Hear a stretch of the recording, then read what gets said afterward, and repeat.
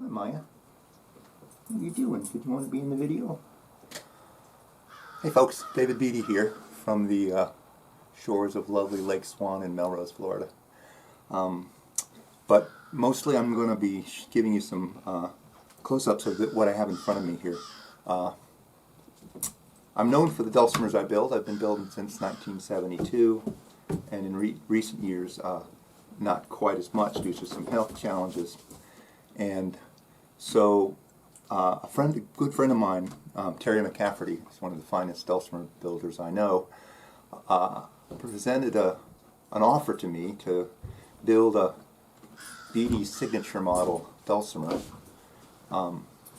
He would build it, I would promote it, and then my designs would be out in the world. I have been refining a certain tone for decades, and the doubt was, can we do that? But is it possible? But I'm here to testify that it's not only possible, it has happened. So I'm excited, and I'm going to tell you the details a little bit here. Just got this UPS from Terry yesterday. I spent some time out in Texas with him refining jigs and fixtures and specifications, and he's an astounding builder. He can build anything. He's known for really some of the finest modern traditional sounding dulcimers in the world, and happy to have him as a buddy. And I'm thrilled that he made this offer and that I took him up on it. A nod of the head to Stephen Seifert, that apparently has been nudging him in that direction for a while. Here, let me show you some features of it a little more up close if I can do this. So it's probably one of the most similar with my top-of-the-line Dulcimer from 2018, I believe, but it's also unique in its own right. Of course, hourglass, my sort of signature sound holes, sun and moon and stars up here. The inlays are new and I think lovely. Not sure what to call them. They're sort of intertwined flames, if you will, mother of pearl.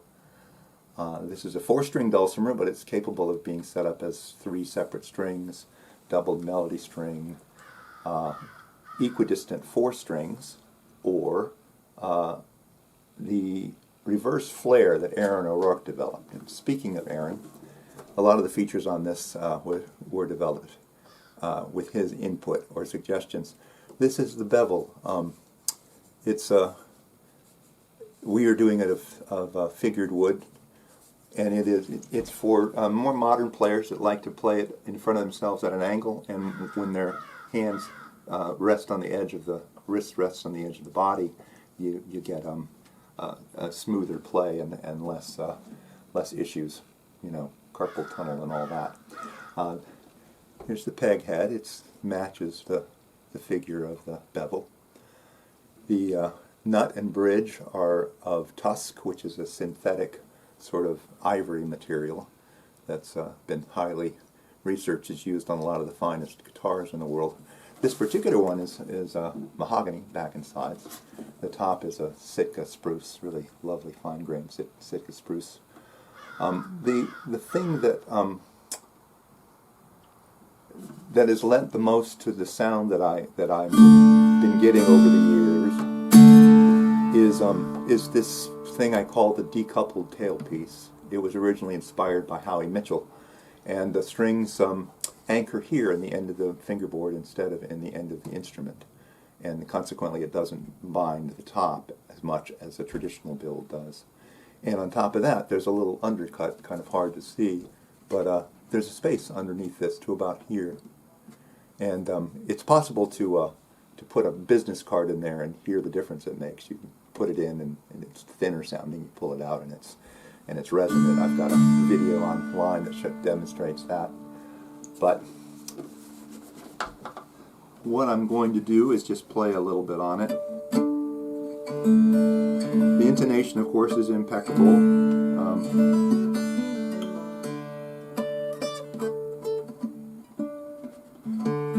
I think I'll get a stool so it's a little more at the right height. There you go. There we go. So,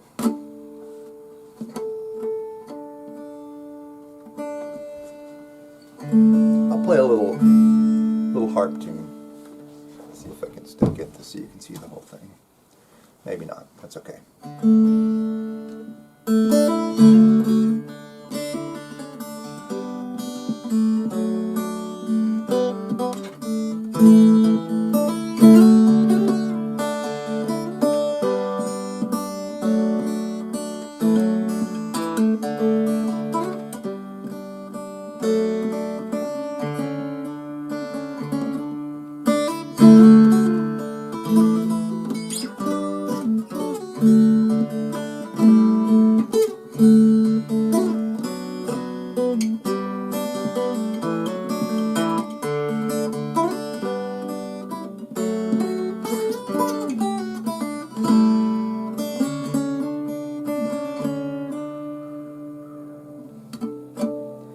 So that's a little Turlock Carolyn. Stephen Seifert has put up a video. I'm not sure if it's public yet, but he demonstrates a little bit of other playing styles. I don't use a flat pick. I almost always finger pick. Here's a little intro to Buckets of Rain.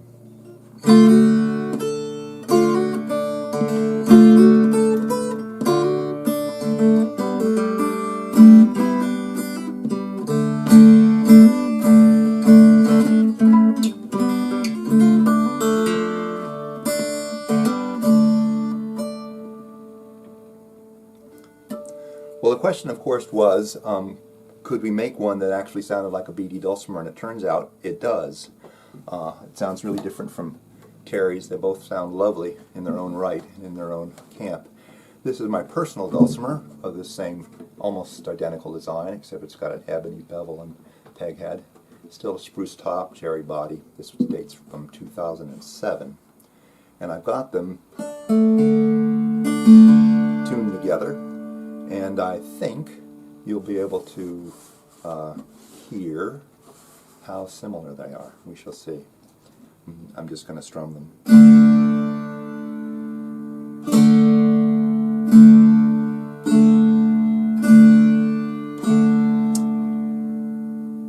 The way that Stephen Seifert describes my Dulcimers is that they hint at a guitar tone and still sound like a Dulcimer.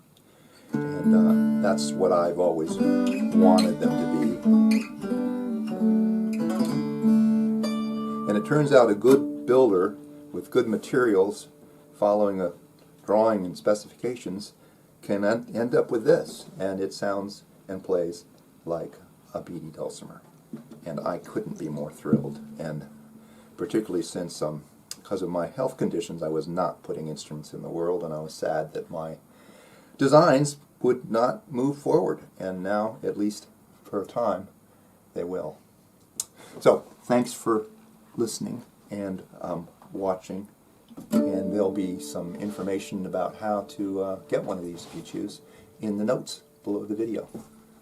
Till next time.